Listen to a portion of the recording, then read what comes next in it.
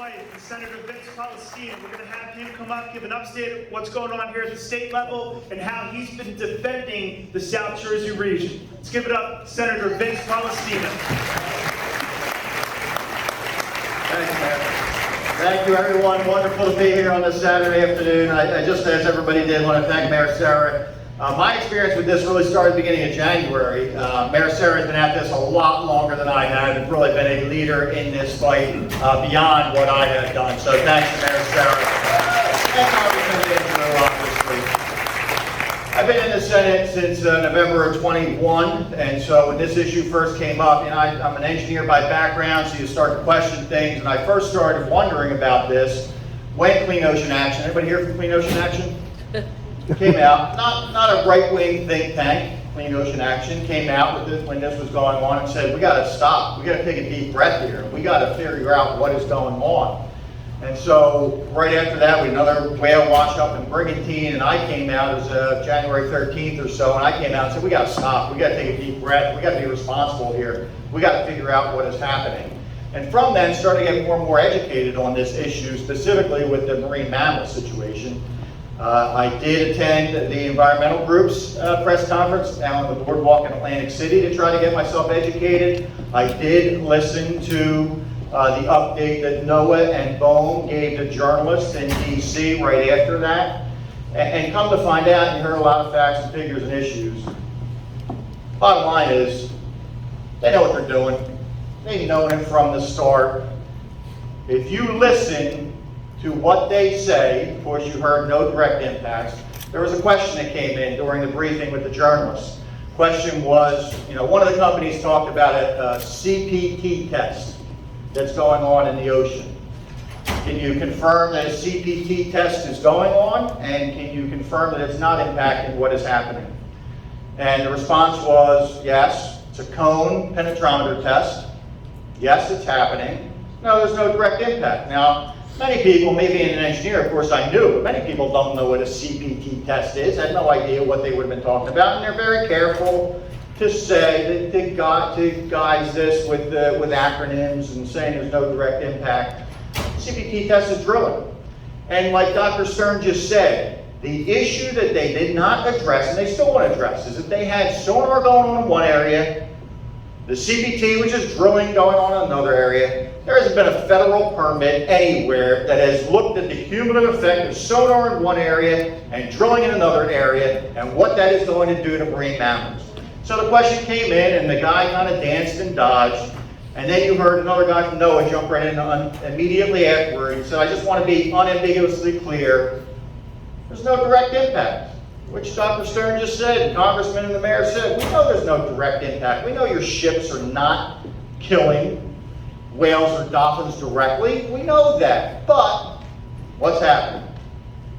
They're moving them. And if you've got anyone from Orsted or Atlantic Shores or anyone associated with this here, and you ask them, the combination of sonar drilling, are you affecting these marine mammals' behavior, and are you forcing them to move? We all know, and I appreciate whoever put the flyer together, called me an expert. I'm not an expert. Just try to get educated and use some common sense here. But if you ask them, are you moving these animals? Yeah, they're moving them. Of course they're moving them. There's drilling, there's sonar, they're frightened, they're disoriented.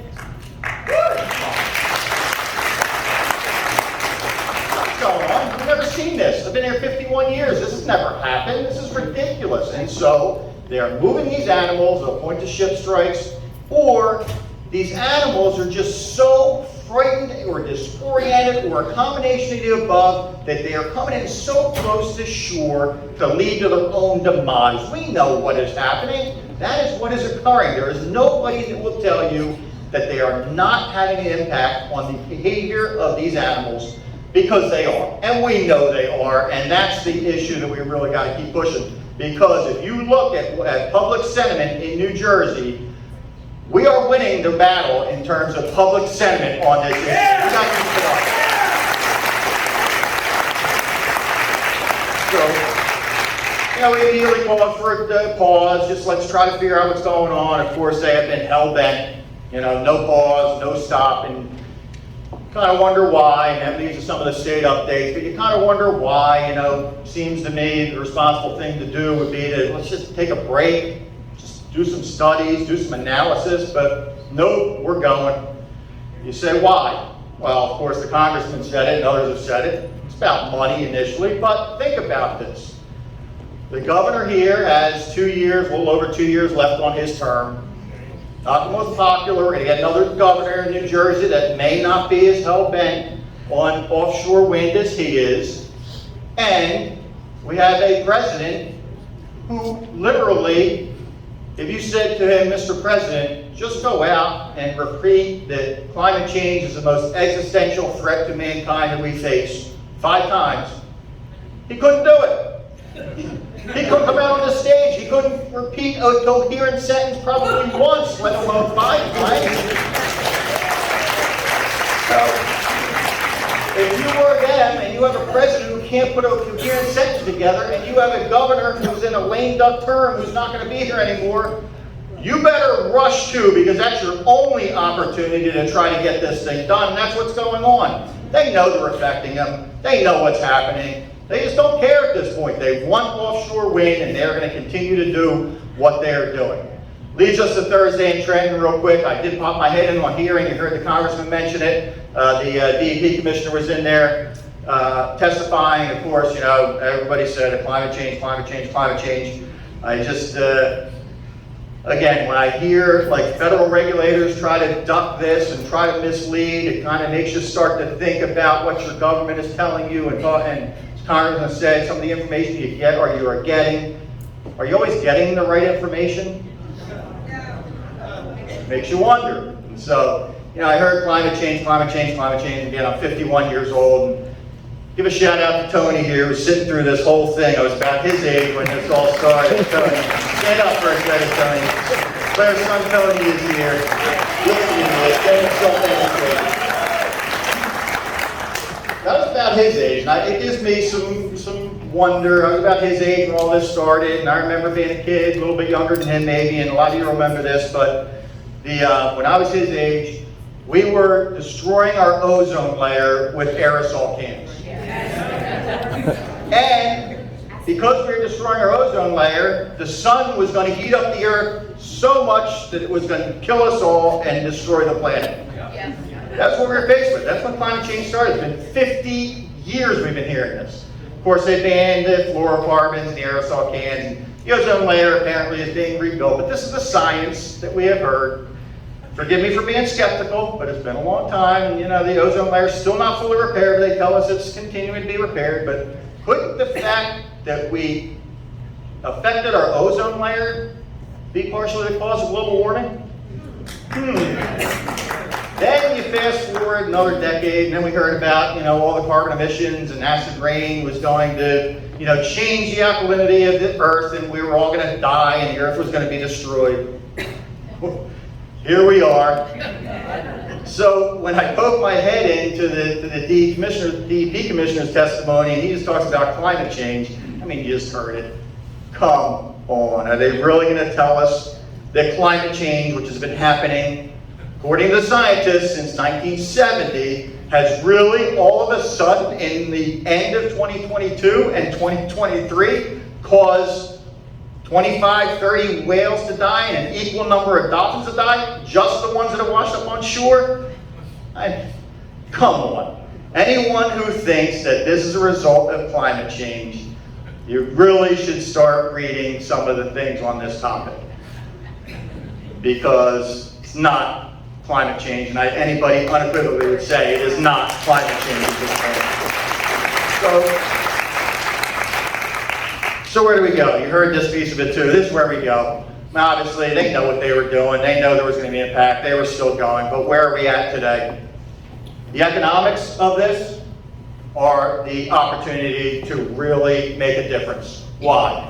You know, when they priced all these things out, of course, Joe Biden was just starting. Now with Joe Biden's inflation, now everything's 30 to 40% higher in cost than it was then. Add to that the carrying that you've had over this period of time. Add to that the supply chain issues that we are facing in this country thanks to Joe Biden. The cost of offshore wind has exploded from even when this whole process started. So where does that leave us? Ørsted, which is the first one, needs more money. They're going to be coming back for more money. In the last couple of months in the state, they had 2 BPU commissioners. Bob Gordon, who was a former senator from up north, and Diane Solomon, who was a BPU commissioner from down south, started asking questions about the economics. And of course, they had hid the economics of this from us. Won't tell us. Won't tell us total costs. Won't tell us what the impact on consumers is going to be. Won't tell us what the increase has been since they started. So the BPU commissioners started asking questions. Guess what happened? They were in holdover status. Within 2 weeks, governor moved to replace them. Wow. Right? And formal replacements have been nominated. They came to the state senate for confirmation. They only had 20 Democratic votes in the state senate that day, and so they didn't get confirmed yet, but we have a session Monday. I expect that you're going to get 2 new BPU commissioners on the BPU. Ørsted's coming back for more money, whether it's legislatively or whether it's through a BPU process. They're going to come back for more money, and there are legislators, including Democrats and Republicans, who are questioning this whole process and the status of this whole thing.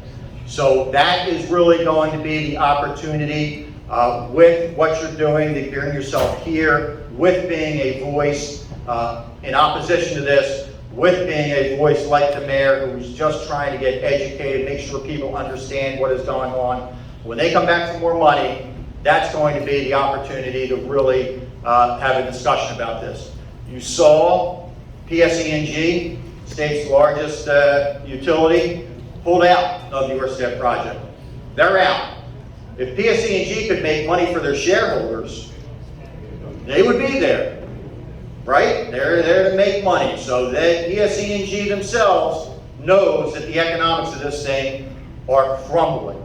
And it's not going to get any better. So G pulled out of the plant there, PSE&G is out here, they're going to be back for more money. And that's the opportunity. You want to put pressure on elected officials, you want to get your voice out there, you want to be a voice for change to try to get this thing in a better direction, that's going to be your opportunity. So I would encourage you all over the next 30, 60, 90 days. It's going to play out in Trenton. It's going to be pretty heated, I would think, as this happens. You'll see a lot of discussion Monday about the BPU and about what is going on there, because you'll get 2 new commissioners, and from there you're going to see Ørsted coming back in some avenue, probably not in the light of day to try to figure out how to do this, but in the secrecy of night somehow. But that is the opportunity that we're really going to have an impact on this. And so I'd encourage everybody to stay involved. Make sure your voice is heard. Do all the things you were told to do here in terms of emailing people, contacting people, doing what you can to be a voice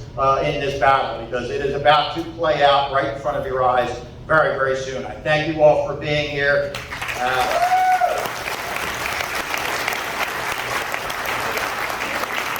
Being part of it. Thank you, Mayor Sarah, everybody, for setting it up. Again, this is your opportunity to get involved, stay involved, be involved. We could really make a change. And remember, we are winning this fight with the public perception in the state of New Jersey. Thank you.